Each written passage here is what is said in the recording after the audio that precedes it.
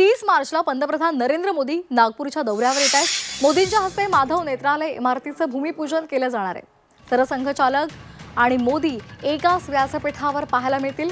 रेशीमबाग स्मृती मंदिरामध्ये जाण्याची सुद्धा शक्यता आहे। पंतप्रधान नरेंद्र मोदी यांच्या हस्ते आणि राष्ट्रीय स्वयंसेवक सरसंघचालक डॉक्टर मोहन भागवत यांच्या उपस्थितीमध्ये गुढी पाडव्याच्या मुहूर्तावर 30 मार्चला माधव नेत्रालयाच्या नवीन इमारतीचं भूमिपूजन होणार आहे आणि त्यामुळे नागपूरमध्ये पहिल्यांदाच ते एकाच व्यासपीठावर दोन्ही दिग्गज नेते एकत्र येणार आहेत। वर्षप्रतिपदेच्या पंतप्रधान नरेंद्र मोदी संघभूमीमध्ये येत असल्यामुळे त्या दिवशी ते रेशीमबाग स्मृती मंदिरामध्ये सुद्धा दर्शन घेण्याची दाट शक्यता आहे। मात्र या संदर्भातलं चित्र राष्ट्रीय स्वयंसेवक संघाच्या बंगळुरू इथल्या बैठकीनंतर स्पष्ट होणार आहे।